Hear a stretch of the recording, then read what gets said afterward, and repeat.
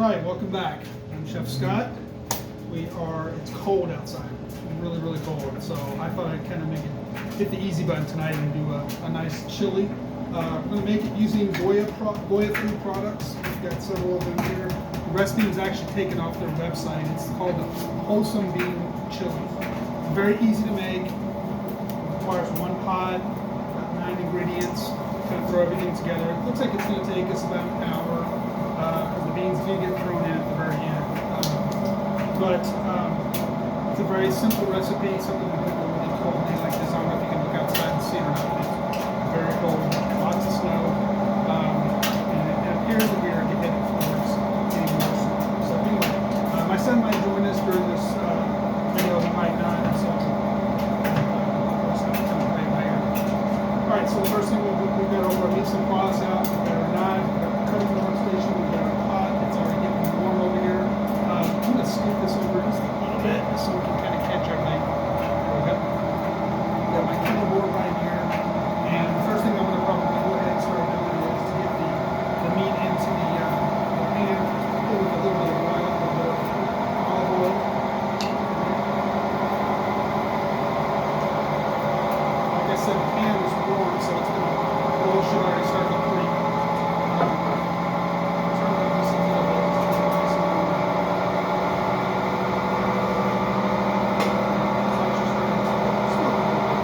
Go ahead and get our beef in there. Breaking that out.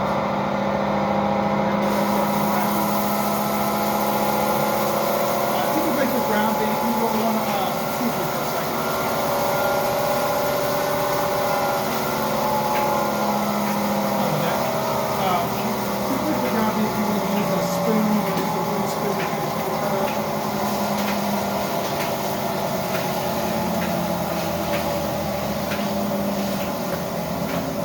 Hearing with the dry. So this spins like a little portion. Alright, we'll turn this up just a little bit. And you want your ground beef to brown. Actually, turn it all the way up. Alright. Alright. Get some new gloves here. We're going to go ahead and start to cut up our onion. Throw that in.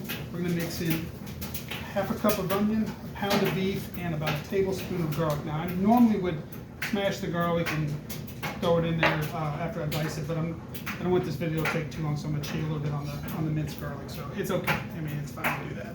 So I'm going to start by cutting this into a nice medium dice.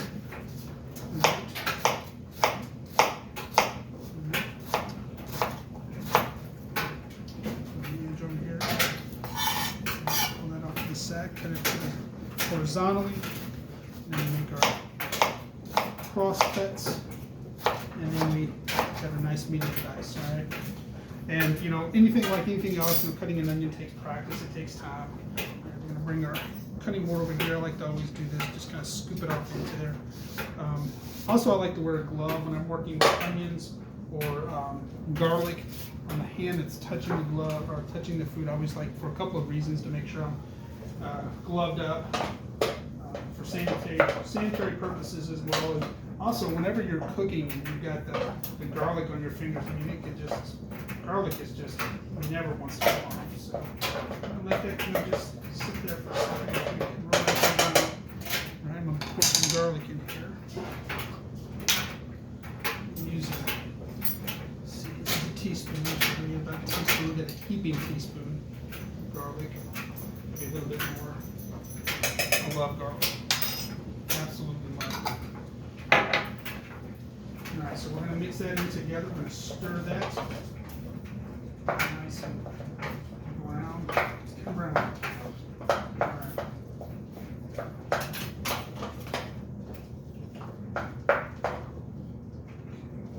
Alright, and while we're doing that, we're going to go ahead and strain our beans. Alright, the juice that's in the beans, this is recipe called for Goya red kidney beans. You can either use the regular or the low sodium. I use the regular. I'm going to strain all that juice out. Right. We need 2 cans of this. Obviously, you can use dried beans, but the recipe calls for cans, so I'm going to kind of stick to what the recipe tells me to do. And I'm going to make sure to hit that one and get all the things out. Looks like they're pretty much all out. We're just going to let that strain for a few minutes. Get all that juice out. All right, got all my ingredients here. I'm going to continue to stir the pot. And brown, for sure. I had the pot warmed up nicely before I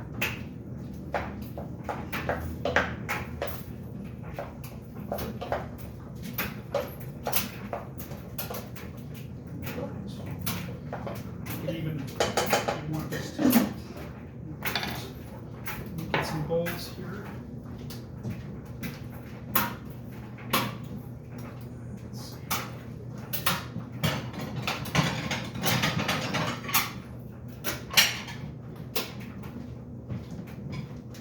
Sorry about that. Didn't even step away for too long. So once this comes to, it's almost done browning.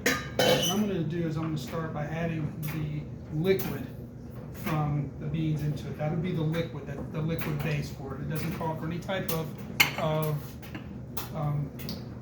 chicken stock or beef stock or vegetable stock. Most chilies require vegetable stock. You occasionally get some different ones. Like you have like a green chili chicken that would of course require chicken stock, but this does not. And the liquids in this are going to be the liquid from the diced tomatoes, the tomato juice, the diced tomatoes, and the bean juice. It's a very hearty soup. It's going to be very thick. That's good. It's very close here. It's almost finished. So close. Very close.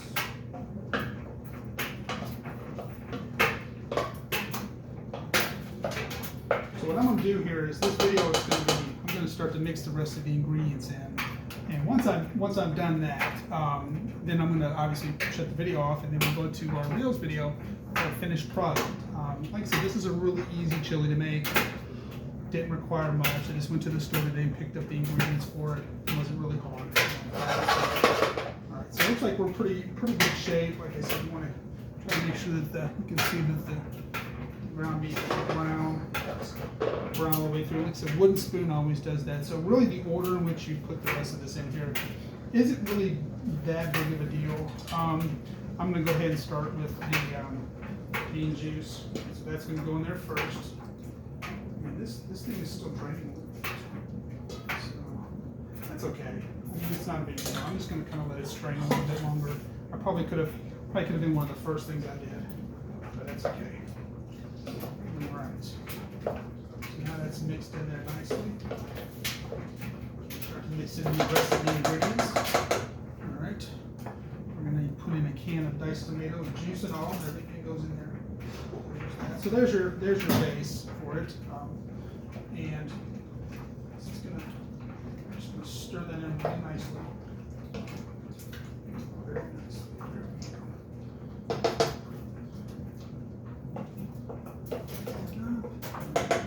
I'm going to switch spoons now too. Into that point where everything's cooked. So we're going to switch spoons. I like a good wooden spoon. Wooden spoons break things up easily. They stir things out. All right, and so my next step is I'm going to put in about a little bit over a tablespoon of cumin. I love cumin. It's one of my favorite spices. And I'm going to eyeball it. So. It's going to require 3 tablespoons. It's going to be quite a bit of chili powder. So eyeball that. I've done this enough to where I'm pretty close without going overboard. It's not going to break up. That's okay. Now we use the other end of the spoon. There we go. All right, we'll put a little bit more in there. Very heavy on the chili powder. You want it to taste like chili. All right. Next thing that's going to go in is some tomato sauce. There we go. That's going to mix in nicely. All right.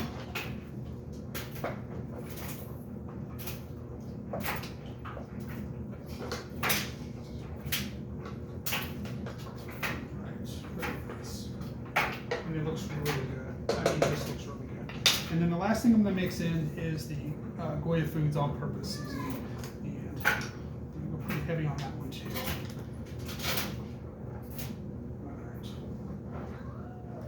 It's about a tablespoon and a half. Alright.